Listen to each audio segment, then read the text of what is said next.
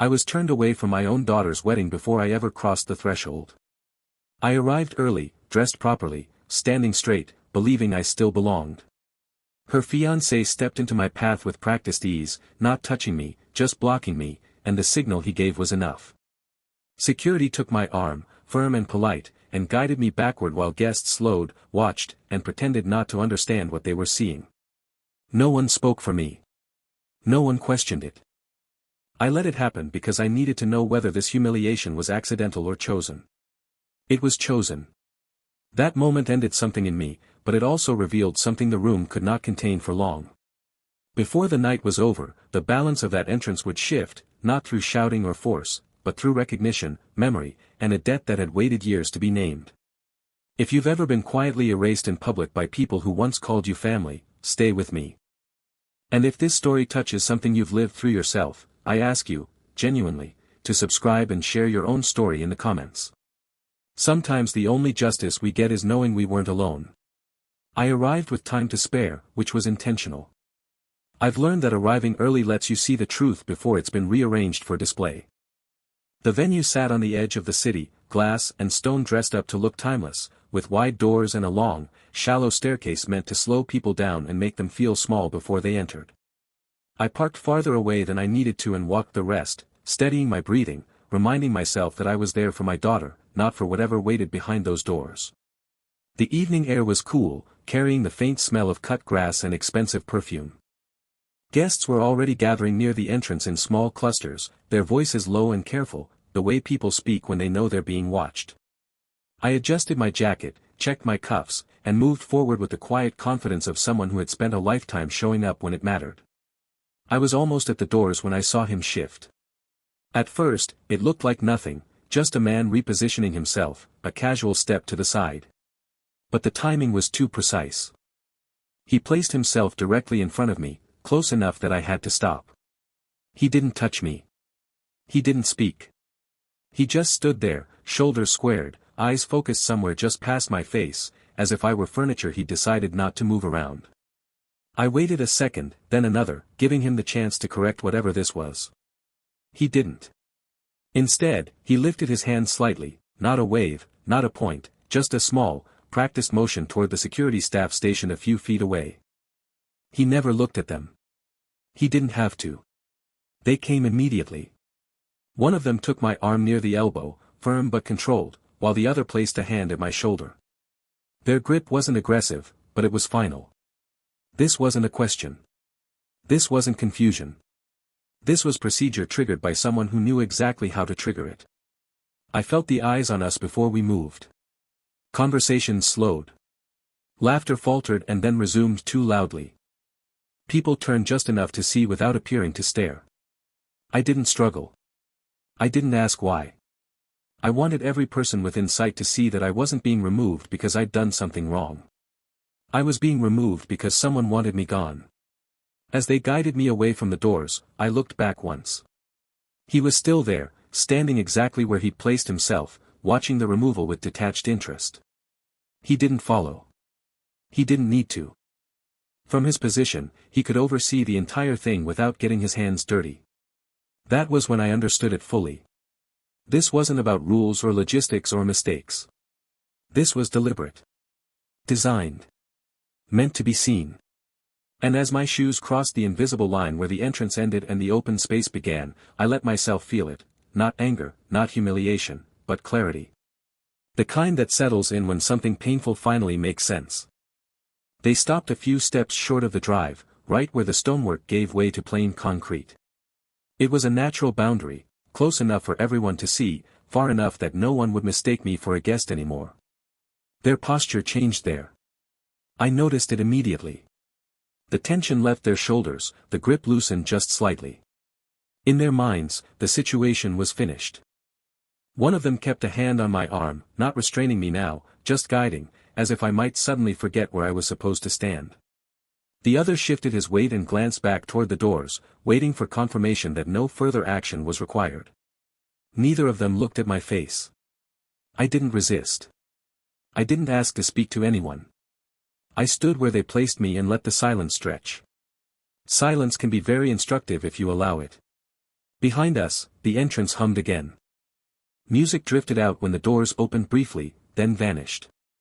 A woman I recognized, someone I'd known for years, caught my eye and looked away quickly, as though embarrassment were contagious. A man I'd once helped professionally pretended to be absorbed in his phone. A few people stared openly, curiosity outweighing manners. No one intervened. That was the part that settled deepest. Not the fiancé's decision, not the security's obedience, but the collective agreement to let it happen. Exclusion only works when it's witnessed and allowed. And everyone there was allowing it. One of the guards cleared his throat and said something quietly to the other. I didn't hear the words, but I saw the shift, feet angling outward, bodies turning slightly. They were preparing to escort me farther, off the property entirely. To finish the job. I nodded once, not to them, but to myself. I had all the information I needed now. There would be no apology later that could erase this. No explanation that would make it procedural or accidental. This was a line drawn in public, and lines like that don't blur with time. Just as they began to move again, I felt the air behind us change. It's difficult to explain, but when you've lived long enough, you recognize the difference between ordinary movement and presence. Footsteps approached, not hurried, not hesitant. Measured. Confident. Close enough that the guard on my left stiffened before he even turned. Hold on, a voice said behind us. Calm. Controlled. The hands left my arm. I turned slowly, along with everyone else, and saw an older man stepping into view, well-dressed, posture straight despite his years, eyes sharp with recognition that hadn't quite finished forming yet. He looked past the guards first, then directly at me. And when his gaze settled on my face, something unmistakable crossed it. He stepped closer, slow enough that no one felt challenged, close enough that everyone felt the shift. The guard straightened instinctively, not because he raised his voice or showed a badge, but because some people carry authority without displaying it. Years of command leave a residue. You can sense it before you understand it. He didn't speak to them at first. He studied me instead, his eyes moving carefully, as if confirming details stored long ago. The lines in my face, the way I stood, the set of my shoulders. I saw the moment recognition settled fully, his breath caught, just slightly, and his expression changed from scrutiny to certainty. It's you, he said quietly. The guards glanced at one another, confused. The one who had been holding my arm stepped back half a pace without realizing he was doing it. The man moved directly in front of me, blocking the view of the entrance behind him. For the first time since I arrived, I wasn't on display. His presence created a kind of privacy in the open air. I'd recognize you anywhere, he continued, his voice steady but altered by something heavier underneath. Even after all these years. I didn't answer right away. I didn't need to. The past had a way of surfacing on its own when it was ready. He turned slightly and looked at the security team. Why is this man being removed? There was a pause, the kind that happens when a simple question has no comfortable answer. One of them gestured vaguely toward the entrance, toward the man who still stood there, watching. Sir, we were instructed. That won't be necessary, the older man said, cutting him off gently. Not dismissive. Final. You can step back. They hesitated, eyes flicking between him and the doors, unsure which authority mattered more. He didn't raise his voice. He didn't repeat himself. He just waited. They released me completely. The man turned back to me, lowering his voice further. You pulled me out of a burning transport outside Kandahar, he said. You stayed when everyone else was evacuating. If you hadn't, I wouldn't be standing here. The words hung in the air, drifting just far enough for nearby guests to hear fragments. Burning. Pulled me out. Wouldn't be standing here. I saw heads tilt. I saw faces change. That night, years ago, had never belonged to me alone. It had followed him forward in time, waiting for a moment like this to surface again. He straightened and addressed the guards once more. This man goes wherever he chooses. If there's a problem with that, it's mine. There was no argument. No appeal to policy. They stepped aside fully, creating a clear space where I stood. From the entrance, the fiancé finally moved, just a fraction, but it was too late. Whatever control he thought he had over this moment had already slipped out of his hands. The silence that followed was heavier than the removal had been. It spread outward, quieting the entrance in a way no announcement ever could. People stopped pretending not to look. A few steps behind the older man, the guard stood uncertain now, hands folded, eyes forward, waiting for instruction they no longer controlled. He didn't turn toward the entrance immediately. He stayed with me a moment longer, his presence steady, grounding. I noticed his hand tremble slightly as it fell back to his side, not from age, but from memory. Some things never fully leave the body. Behind him, the fiancé cleared his throat and attempted a smile that didn't reach his eyes. He took a step forward, careful, measured, as if approaching something unpredictable. "There's been a misunderstanding," he said, his voice pitched for diplomacy. "We're just trying to keep things orderly." The older man turned then. Slowly. Fully. The kind of turn that makes people straighten without realizing why. "No," he said evenly. "What you were doing was excluding a man in public and hoping no one important would notice." The word important landed softly but carried weight. It reframed everything without sounding accusatory.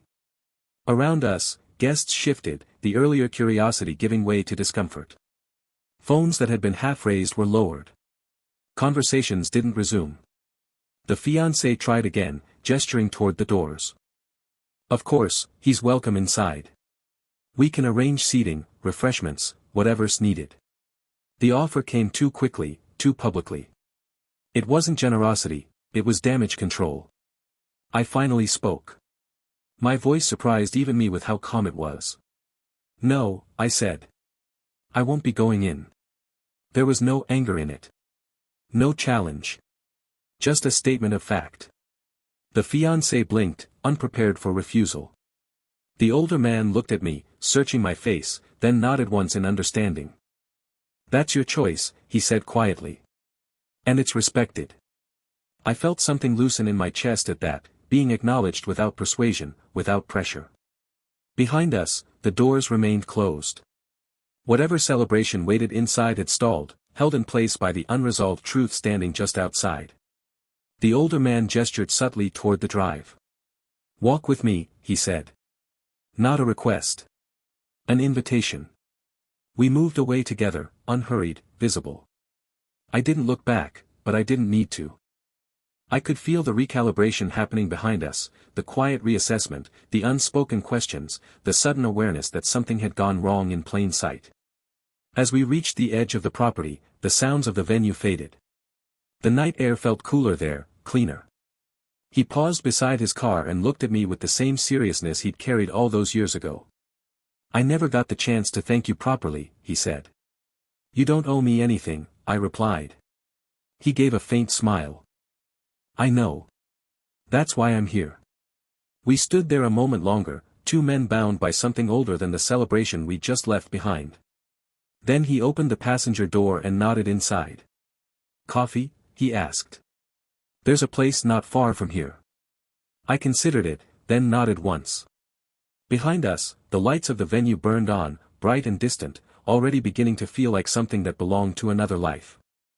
The cafe was still open, quiet in the way places get late at night when they've stopped trying to impress anyone. We sat by the window, steam rising from our cups, the glass reflecting two men who had both lived long enough to know when to stop explaining themselves. For a while, we didn't talk about the entrance or the wedding or the people we'd left behind. We talked instead about time, how it compresses certain moments and stretches others thin. He spoke about retirement in careful terms, about learning how to live without the constant urgency of command. I listened, recognizing the same adjustment in myself, the strange stillness that comes when you're no longer needed in the way you once were. Eventually, the past found its way in without being invited. He spoke of that night overseas with precision, not dramatizing it, just laying it out as fact. The confusion, the smoke, the sound of metal failing under heat. He remembered waking up weeks later and being told my name, being told someone had stayed when protocol said to leave. He'd carried that knowledge forward, not as a burden, but as a quiet marker, proof that character reveals itself most clearly when no one is watching. I told him I hadn't thought about it in years. That wasn't entirely true, but it was close enough. Some memories settle into the background not because they're unimportant, but because they don't require revisiting to remain real. He asked, gently, about my daughter. I answered carefully. I didn't defend her, and I didn't condemn her. I said only that people make choices long before they announce them, and that tonight was simply the moment one of those choices became visible. When we stood to leave, there was no sense of unfinished business between us. Some connections don't need maintenance. They exist fully formed. Outside, we shook hands, not tightly, not ceremoniously. Just enough. Take care of yourself, he said. I always do, I replied. We went our separate ways after that. He returned to a life shaped by responsibility and legacy. I drove home alone, taking the long way without meaning to, letting the road stretch the evening into something manageable. My phone buzzed once while I was driving. I didn't check it. Whatever waited there could wait longer. When I reached my place, I turned off the lights, sat in the quiet, and let the night settle around me. I slept well. Days later, a message came from my daughter. Brief. Careful. Acknowledging what had happened without reopening it. I responded in the same tone. Civil, boundaried. Complete. Life resumed its ordinary shape after that. Morning routines. Errands. Familiar silence. But something fundamental had shifted, not in the world, but in me. I no longer carried the need to be welcomed where I was not wanted. That entrance was closed to me. The morning after carried an unfamiliar quiet. Not the heavy kind that follows loss, but a clean one, the sort that comes when a long argument finally ends without being spoken.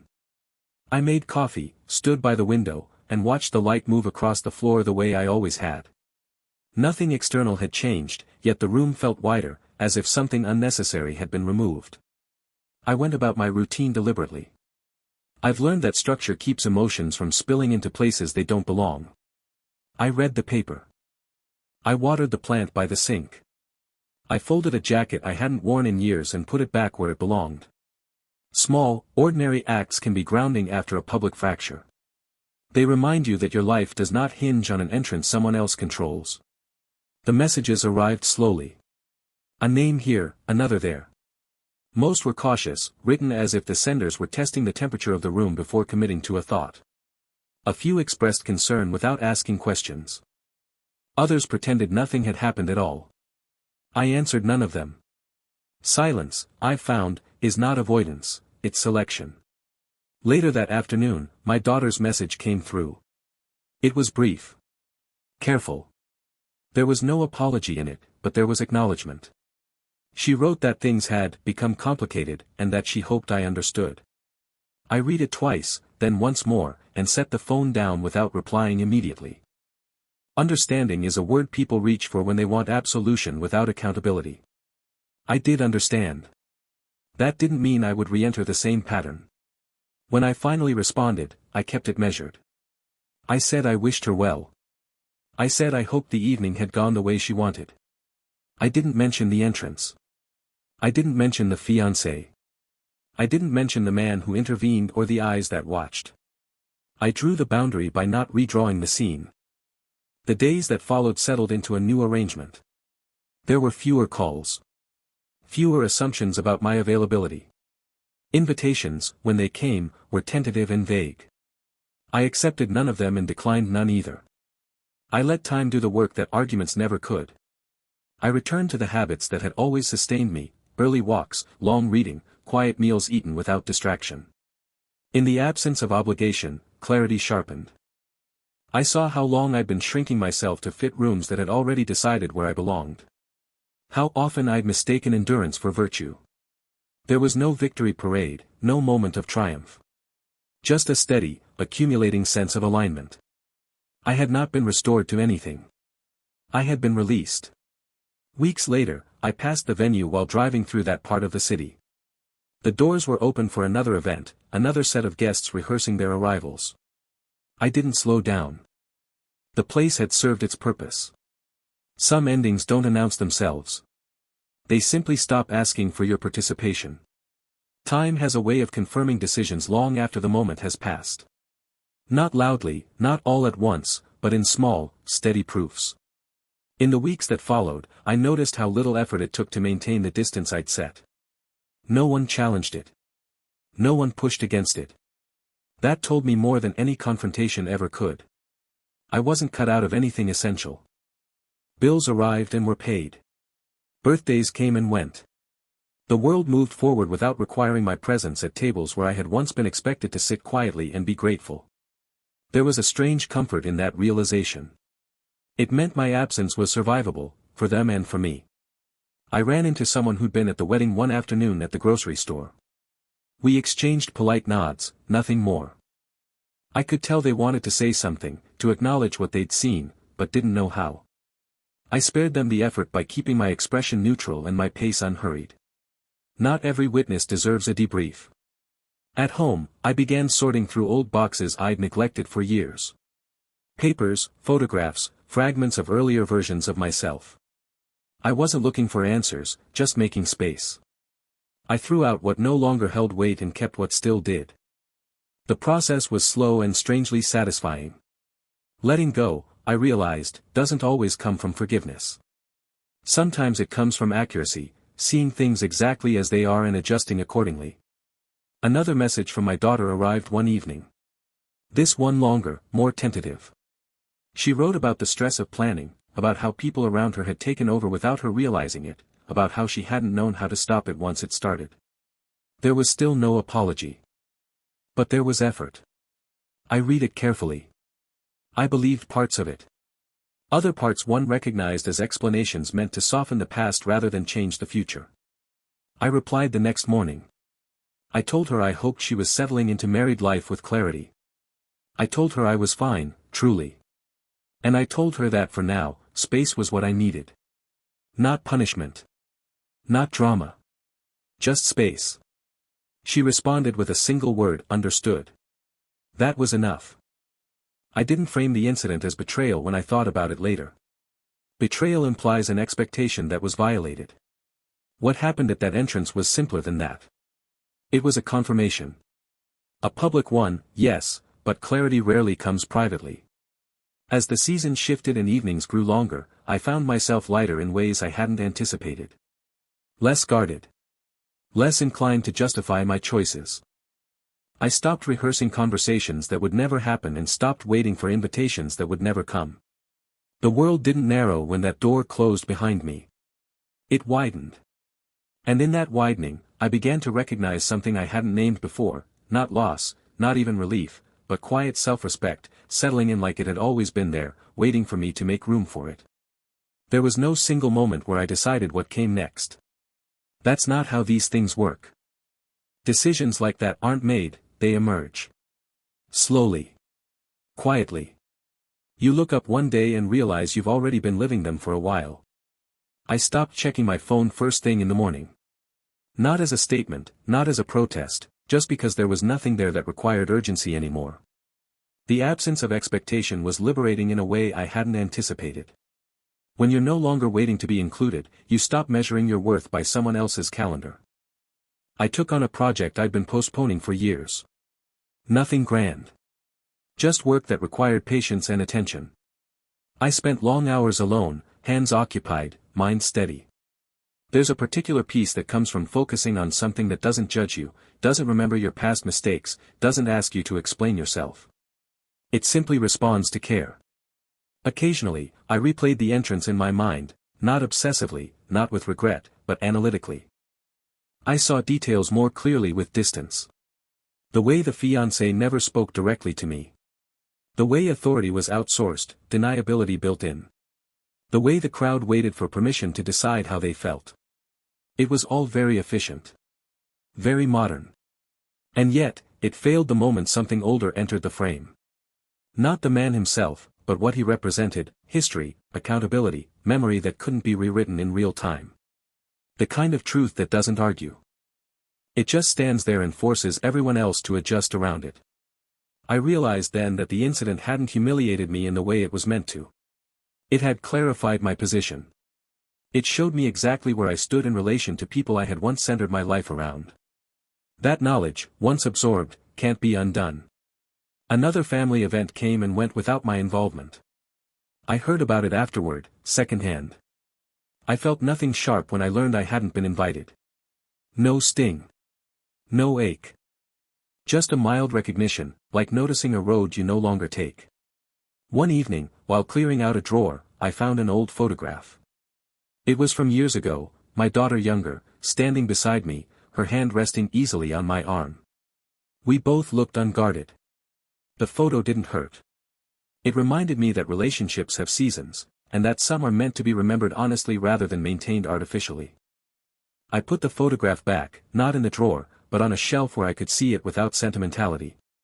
It belonged there, not hidden, not central. Just present. The world had not asked me to return.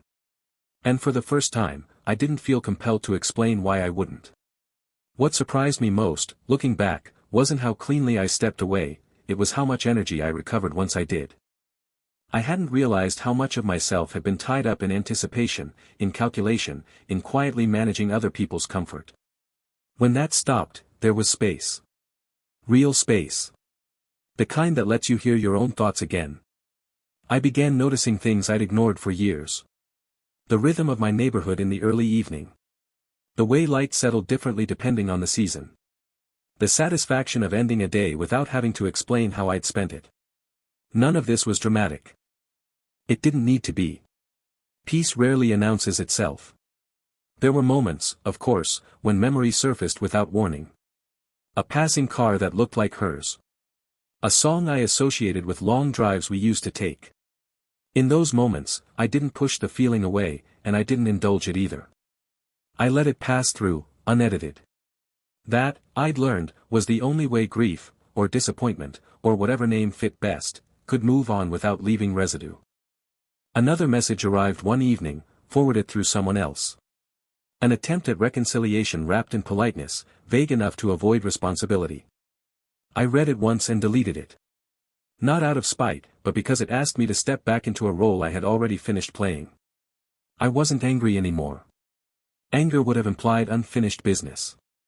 What I felt instead was something steadier, a settled understanding of my limits. I knew now what I would accept and what I wouldn't, and the clarity of that knowledge made further negotiation unnecessary. I took a short trip alone not long after. Nothing planned, nothing shared. Just a few days away where no one knew me or expected anything of me. I walked, I read, I sat in silence where it was allowed to be silence. I slept deeply. When I returned, it felt like coming back to myself rather than to a place. The entrance at the wedding had been a threshold, whether anyone intended it to be or not. I didn't cross it, but I did pass through something else entirely. An ending, yes. But also a beginning that didn't require witnesses. Some doors close loudly. Others close behind you so gently that you don't notice until you're already walking freely ahead. And that, I understood now, was exactly how it was meant to happen. I didn't tell many people what had happened. Not because I was protecting anyone, but because the story didn't belong to the kind of telling that looks for reaction.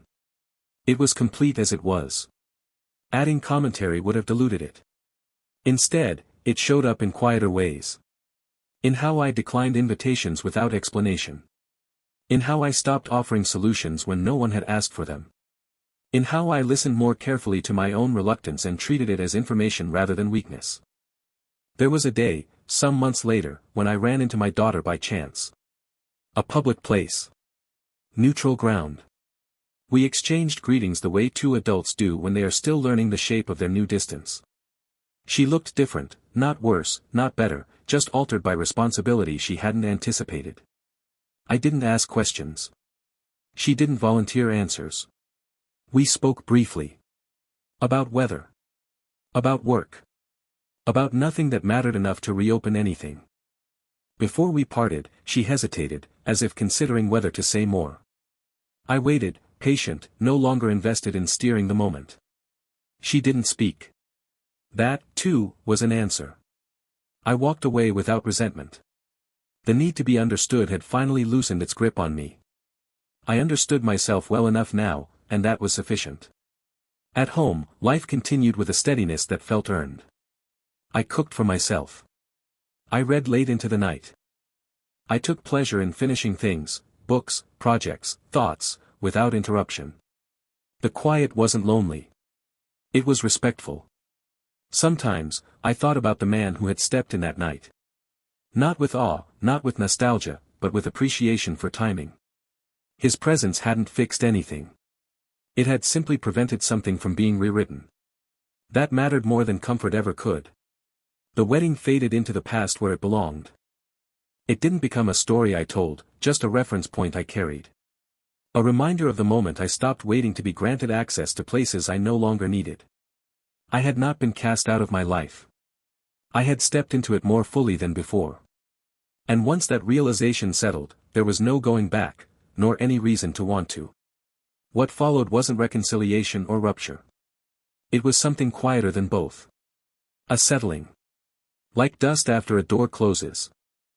I became more selective with my time, not out of bitterness, but out of respect for it.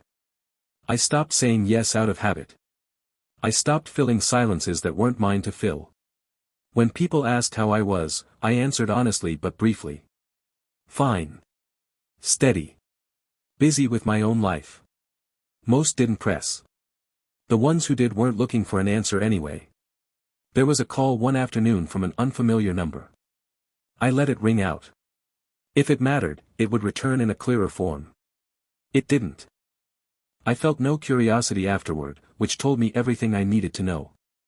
I thought often about the moment at the entrance, not with anger, but with precision. It had been designed to reduce me without confrontation, to make my removal look administrative rather than personal. That kind of thinking comes from people who believe power is something you arrange rather than something you earn. It works most of the time. Until it doesn't. What saved me that night wasn't recognition alone. It was my willingness to let the exclusion be seen all the way through. If I had argued, protested, demanded explanations, the moment would have shifted its meaning. It would have become about behavior instead of intention. By staying still, I let the truth remain intact. That realization stayed with me. I noticed how often people rush to correct discomfort instead of understanding it. How quickly they reach for noise when silence is telling them something important. I stopped doing that. I let discomfort speak. I listened. The world responded in kind. New connections formed naturally, not replacements, not compensations, just honest alignments. People who didn't need me to play a role. People who valued steadiness over display. I hadn't been missing those connections before. I simply hadn't made room for them. Some evenings, I sat with the quiet and felt gratitude, not for what had happened, but for what it clarified. I hadn't lost a place in someone else's life. I had gained a firmer place in my own. And once that settled fully, the past stopped knocking. Not because it was locked out. But because it had finally been heard. By then, the story no longer lived in the moment itself. It lived in what didn't happen afterward. There was no confrontation. No dramatic reckoning. No late-night phone call where someone finally said the words they should have said earlier. And strangely enough, that absence felt appropriate. The kind of people who orchestrate quiet exclusions rarely transform into people who offer clean accountability. Expecting that would have been a way of reopening a door I had already closed. I settled into my days with a steadiness that felt earned rather than assumed. I stopped bracing myself before family gatherings that never came. I stopped wondering how I would be received if I showed up somewhere uninvited. The mental weight of contingency planning, if this happens, I'll say that, fell away. What replaced it was something simpler, choice. I chose where I went. I chose who I saw. I chose when silence was preferable to presence. And with each choice, my life felt less like a negotiation and more like a declaration. Once, while sorting through paperwork, I found the invitation to the wedding. Thick card stock. Elegant type. My name printed cleanly, formally, as if inclusion had once been uncomplicated. I held it for a moment longer than necessary, then folded it once and placed it back where it had been. Not as a keepsake. As a record. It mattered to me that the invitation existed. It proved that exclusion had not been accidental, not a misunderstanding of logistics. It had been a reversal. A decision made later, for reasons that had nothing to do with me and everything to do with control. Knowing that allowed me to stop personalizing it. Months passed. Seasons changed. The sharpness dulled into something more durable, understanding without resentment. I didn't miss the people who had watched without intervening. I didn't wonder what was said about me after I left. Their silence had already answered those questions. I became harder to offend after that, not because I cared less, but because I knew exactly where my dignity lived. It wasn't in invitations or acknowledgments or public gestures. It was in my ability to walk away without collapsing inward. The night at the entrance had taken something from me, yes. But it had also given me something far more useful. Finality. I noticed the change most clearly in situations that used to unsettle me. A strained conversation. An unexpected request. A pause where someone waited for me to fill the space with reassurance. Where I once would have leaned forward, offering understanding before it was earned, I now leaned back. Not defensively. Just neutrally. Letting the moment reveal itself without my assistance. It was remarkable how often that was enough. People either adjusted, or they drifted. Neither outcome required my intervention anymore. I had learned the difference between connection and access, between being valued and being convenient. That distinction sharpened everything. There were moments when I thought about reaching out. Not to reopen wounds, but to smooth the edges of what had been left unsaid. Each time, I stopped myself, not out of pride, but out of honesty. I asked a simple question: what would this change? The answer was always the same. It would change nothing essential. It would only confirm a pattern I had already stepped away from. I didn't regret the relationship I once had with my daughter. Regret implies a mistake. What we shared had been real in its time. But time doesn't owe permanence to sincerity. Some bonds exist to shape you, not to accompany you indefinitely. I focused instead on what was in front of me. Health. Routine. The quiet satisfaction of competence applied where it mattered. I took care of things before they became problems. I kept my world orderly, not rigidly, but with intention. The chaos that once came from waiting on other people's decisions no longer entered my space. One evening, while walking home at dusk, I caught my reflection in a darkened window. I looked older than I remembered, but steadier, too. Less concerned with how I appeared, more grounded in how I stood. That felt like progress. I thought again of the entrance, the line of sight, the moment of removal, the stillness afterward. It no longer carried emotional charge. It had become symbolic rather than personal. A clear illustration of how power is often borrowed, and how quickly it evaporates when confronted with truth that has weight behind it. I had not reclaimed anything that night. I had simply refused to trade my dignity for access. And in doing so, I had secured something far more enduring than belonging. I had secured myself. The last thing that changed was also the simplest. I stopped explaining myself, even internally. For years, I had carried a quiet habit of justification: why I stayed patient, why I showed up, why I tolerated being sidelined. Even after the entrance, even after the clarity, some part of me still traced the outlines of old arguments, as if preparing to defend a choice no one was challenging anymore. One morning, I noticed that habit was gone. I made my coffee, sat down, and realized there was no lingering narrative running in the background. No replay. No imagined conversation. No silent appeal to be seen differently. The event had fully resolved itself, not because it was addressed, but because it no longer required my attention. That was how I knew it was finished. My daughter and I maintained a form of contact after that. Sparse. Civil, respectful in a distant way that acknowledged history without trying to restore it. There were no attempts to revisit the wedding, no efforts to redefine what had happened. The exclusion was never reversed, never reframed, never corrected. And that, strangely, made it easier to live with. It remained exactly what it had been. A line. I honored it. Life went on, as it always does, but now it moved without friction. My days belonged to me. My evenings were quiet by choice, not by omission. I didn't feel smaller for having stepped away. I felt appropriately sized. Occasionally, I wondered what the guests remembered from that night. Whether the moment registered as a brief disruption or lingered as something unresolved. It didn't matter. Meaning isn't determined by consensus. It's determined by what you carry forward, and what you set down. I had set it down.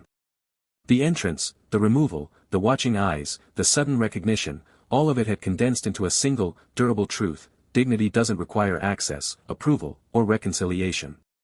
It requires alignment. I had aligned myself with my own limits. That was the justice of it. Quiet. Lawful. Complete. And in that completeness, I found something I hadn't been seeking at all.